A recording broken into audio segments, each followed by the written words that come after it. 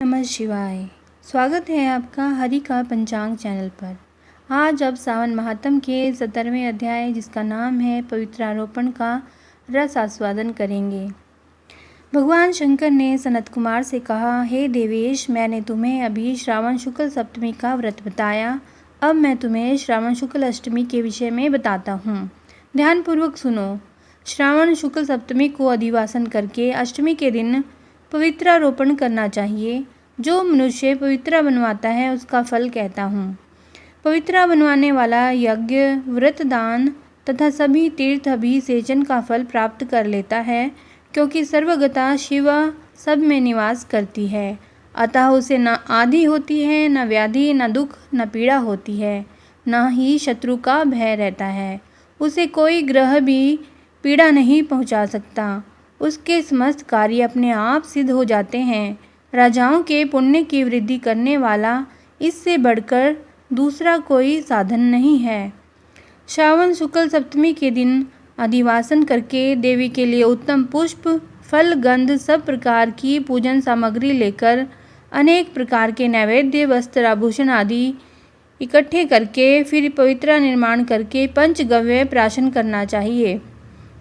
फिर चरु द्वारा दिग्बली और अधिवासन करके सुंदर वस्त्रों से पवित्रा का आच्छादन करना चाहिए। 100 बार देवी के मूल मंत्र से अभिमंत्रित करके पवित्रा को देवी के सामने स्थापित करना चाहिए। देवी का सुंदर मंडप का निर्माण करके रात्रि जागरण करना चाहिए। अगले दिन प्रातःकाल स्नान करके दिशाओं में बलि देनी चाहिए। विधिवत देवी की पूजा करने के बाद स्त्रियों तथा ब्राह्मणों को भोजन कराना चाहिए तथा दक्षिणा देनी चाहिए। राजा का दृढ़ता के साथ नियमों का पालन करके उसे स्त्री, जुआ, शिकार और मांस का त्याग करना चाहिए। ब्राह्मणों और आचार्यों को स्वाध्याय का, वैश्यों को व्यापार और खेती का कार्य बंद करके कम से कम आधा दिन देवी के ध्यान में अपने मन को लगाना चाहिए। हो सके तो 5 या 7 दिन देवी का ध्यान करना चाहिए। जो ज्ञानी सविधि पवित्रारोपण नहीं करता उसका पूरे वर्ष का अर्चन निसफल हो जाता है। अतः मनुष्यों को भक्तिपूर्वक देवी परायण होकर प्रति वर्ष पवित्रारोपण करना चाहिए। कर्क अथवा सिंह का सूर्य हो जाने पर सावन शुक्ल अष्टमी के दिन देवी के लिए पवित्रारोपण करना चाहिए। इसे नित्य कर्म समझकर करना चाहिए। सनत कुमार ने कहा, हे देवादिदेव महादेव, आपने जो पवित्रारोपण बताया है उसके निर्माण की विधि ठीक तरह से मुझे समझाइए।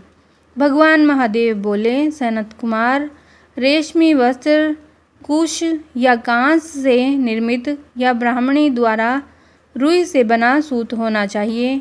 सूतों को 3 गुना करके फिर से तिगुणित करने पर उनकी संख्या 360 होनी चाहिए।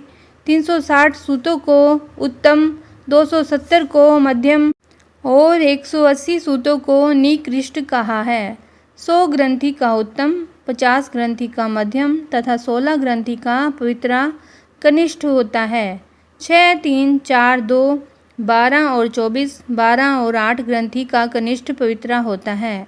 देवी प्रतिमा की नाभि तक सीमित पवित्रा कनिष्ठ, जांघ तक मध्यम, जानू तक की पवित्रा उत्तम मानी जाती है। इस पवित्रा की सब गांठों को केसर से रंगना चाहिए तथा सर्वतोभद्र वेदी पर देवी का पूजन करके देवी के समक्ष कलश या बांस पात्र पर पवित्रा को रखें।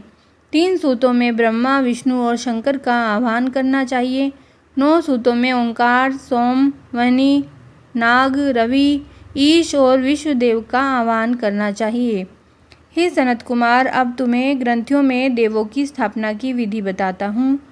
क्रिया, पौरुषी, वीरा, विजया, प्राजिता, मनोमणि, जया, भद्रा, मुक्ति और ईशा नाम के आदि में प्रणव लगाकर ग्रंथि संख्या के अनुसार आवृत्ति करके आह्वान तथा चंदन से पूजा करनी चाहिए। इस प्रकार प्रणव द्वारा अभिमंत्रित करके देवी को पवित्रारोपण का विधान तुम्हें बताया है। जिन दूसरे देवों को प्रतिपदा आदि तिथियों में पवित्रारोपण करना चाहिए उनके बारे में भी सुनो। धनद, श्री गौरी, गणेश, चंद्रमा, गुरु, सूर्य, चंडिका, अम्बा, वासुकी, ऋषि, चक्रपाणि, अनंत शिव, ब्रह्मा और पितर आदि देवों का प्रतिपदा आदि तिथि में पूजा करें। यह पवित्रारोपण प्रधान देवों का है।